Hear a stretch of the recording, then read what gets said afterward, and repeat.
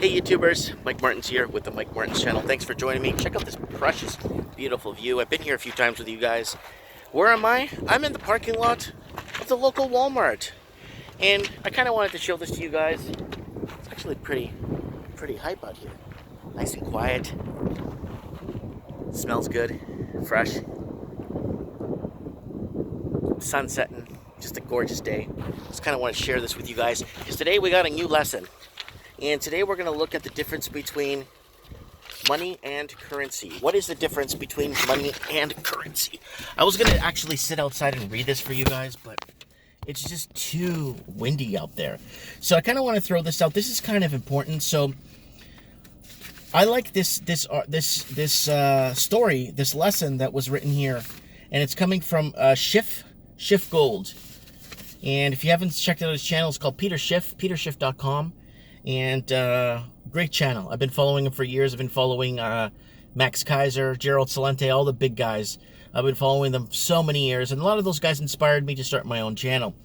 So here it is. Currency versus money. What's the difference? There is a big difference, guys. So sit back, relax, enjoy. What is the difference? All right, if you look up words, currency and money, in a thesaurus, each word will probably be listed as a suitable linguistic substitution for the other. Basically saying, measure your wealth, blah, blah, blah, blah, blah, blah, right? They would say, measure your wealth, currency, a gauge. No. Their economic function is almost completely opposite. Understanding the difference between currency and money is critical to making smart decisions about preserving your wealth. Guys, remember, today we live in times of debt building. Governments are telling people that they should be more comfortable with taking out debt, more comfortable with probably being debt for your entire lifetime. How do you set yourself free when you're always in debt? That's the question, right? Currency. For a majority of people, currency, more specifically, fiat currency, is cold hard cash. They are the dollars, pesos, yen you keep in your wallet or purse. Such as currencies serve a function as being the country's primary medium of exchange in a form of coins and paper. That's kind of important because if you look at the coin set of it, you had nickel. The nickel had nickel in it. The penny had copper in it. The quarters were usually half silver quarter or junk silver, but it was still silver in it, right? And it had some sort of intrinsic value, right?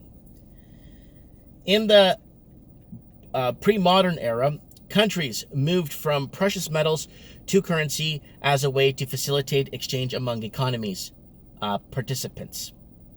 Gold, silver, and other precious materials were typically cumbersome and hard to transport.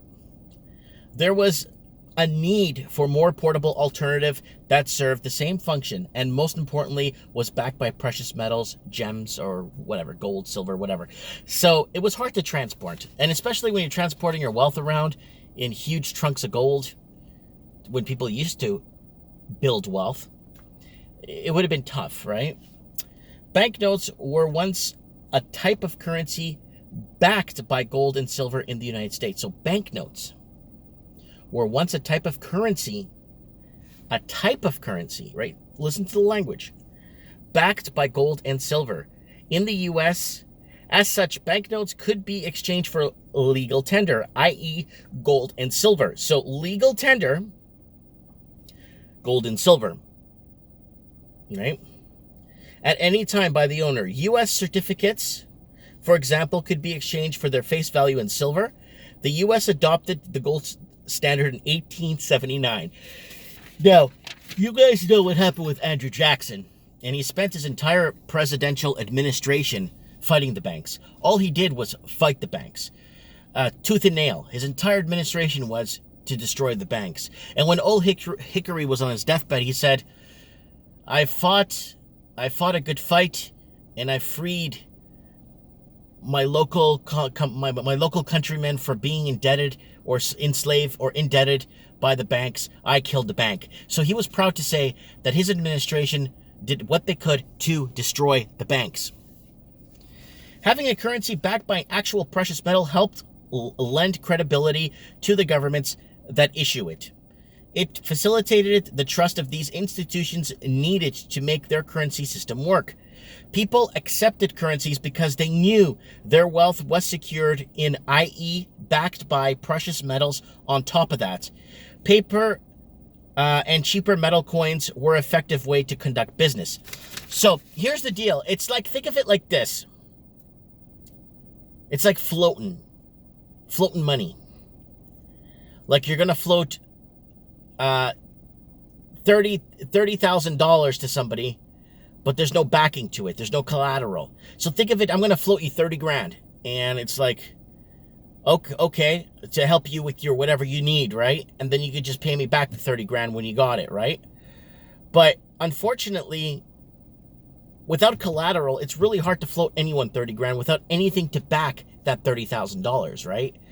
And that's why you have auto loans and all kinds of other, yeah. But anyways, okay, having a currency backed by actual precious metal. Okay, we read that, all right? Gold, silver, gold standard be gone. We should say gold and silver standard be gone because we had the Kennedy half dollars, right? Or the Kennedy dollars, silver dollars, right? Gold standard be gone. In 1933, President Roosevelt and Congress began taking the U.S. off the gold standard with a resolution nulling the right of citizens to demand payment in gold for their currencies. People were also required to deliver all gold coin and gold bullion and gold certificates owned by them to the Federal Reserve for a preset price of $20.67 per ounce. The price would later be set to $35 an ounce. So let's say $35 an ounce in 1933 will give you a buying power of today's money, roughly like $450 in today's money, maybe $500. Give or take a few bucks. $35 in 1933 would be about worth in $500 today in today's money. That's what I kind of throwing out there.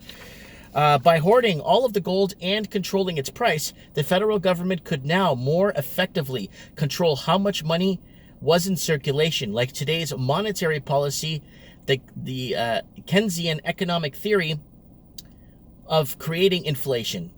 To stimulate the economy was now in full force within the Roosevelt administration. The irony of the situation is that abandoning the gold standard was done to build confidence in the economic system. Really? When the economy is slowly sloping its way down, it was just after a major war, and you're in the midst of the Vietnam War. And let me tell you, in my opinion, this is just my opinion, guys, I don't know anything, but let me tell you what I think. I wholeheartedly think that they went off the gold standard so they could go to war. It's too expensive to have a gold-backed currency and go to war. I think it's just crazy expensive to go to war with a gold-backed currency, right? In 1971, President Richard Milhous Nixon announced the U.S. was no longer in the business of converting dollars to gold at $35 per fixed value. The gold standard was abandoned completely. With the absence of a gold-backed dollar, the U.S. citizens inherited a fiat currency. So there's currency, money and currency. A fiat currency system backed by nothing but the trust in the government. So we have to basically trust in me because I'm telling you, so when you got a $20 bill, I'm in absolute, what do you call it? I am confirmed. I am in total agreement that this is $20. It says so on the bill. Then this $20 will allow me to buy $20 worth of whatever I could buy in goods, depending on inflationary system, depending where we are in an inflationary pattern, right? Because 100 years from now, or 5 years from now, $20 won't buy you much of anything anymore. But $20, right? So I'm in agreement. You're in agreement. This is $20. Okay, pass over the goods. Here's the money, right? So we're just in agreement between each other. Even though it's not backed by anything, we're just kind of putting our confidence in our governments and our banking cartels and everything, right? So,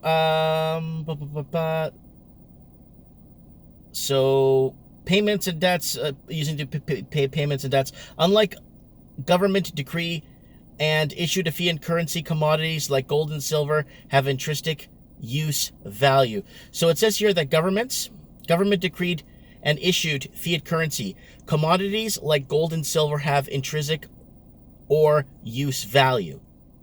Okay, I got cut off here at the top, so I can't see the first sentence, so sorry about that. The value of precious metals is inherent in their scarcity. Unlike fiat currency, which can be printed at the government's whim. Print money, magic machine, crank the machine, get more money, right? But you don't have to crank a machine anymore. All you have to do is push a button and go back and go home and sleep, and it's done, right? So gold and silver exist in a finite amount. There is only so much to be mined and sold. Also, unlike fiat currencies, their economic system, gold is immutable. It cannot be created or destroyed, right? But can only change shape into jewelry and other items, right? Earrings and stuff, right? It was created at the beginning of the universe and will continue to exist forever. To apply that standard to a paper currency in your wallet. Try applying that standard. So that's what a lot of gold bugs and a lot of economists keep saying. Lord Humongous on the channel keeps saying gold is real money, right? So I'll read that again.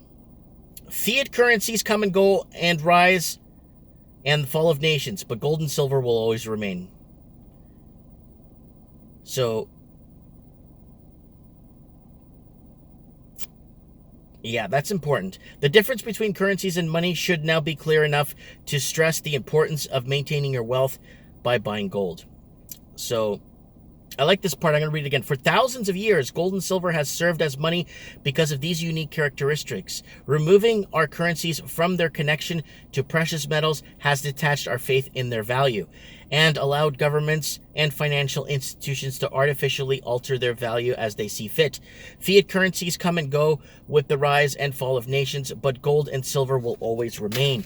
And that's what's been happening, guys. There's so much, like the metals, the markets, it's been spoofed. There's so many people working for big banks and big corporations and big companies that have been that are in court right now, or they're doing time in a jail right now, or paying huge amounts of fines for silver spoofing, gold spoofing, rigging the markets. And it's been happening for so long. But how long can people continuously keep breaking the law? I guess if it's in favor of the corporation, in favor of the monetization, in favor of the currency, in favor of keeping everything in check, these people probably will get a little fine and a slap on the wrist and get asked to move along. These aren't the droids they're looking for. And that's what's going to keep happening. Like money laundering in Canada. People keep asking, Mike, why do they keep laundering money in Canada? Well, if Canada stops laundering money, our economy will go down. There's no way we could keep going on the like fiat system we've created. It's impossible. So this way, when you have a gold standard, if governments want to print more money or inject more money into the system, instead of devaluating your currency, they're going to have to get more gold to back that currency that's now in circulation. That's a huge issue, right? So they wanted to go to war in the 70s because they wanted Vietnam. And for them to go to war on a gold-backed currency, good luck. Good luck. It would be a fortune to go to war. Anyways, leave your comments in the comments below. Let me know what you think the difference between currency and money is. There you have it there, guys. I hope you guys enjoyed that. Enjoy the rest of your day, guys. I'm going to go check out my shop, make sure everything's locked up, and I'll see you guys soon. Have a good one.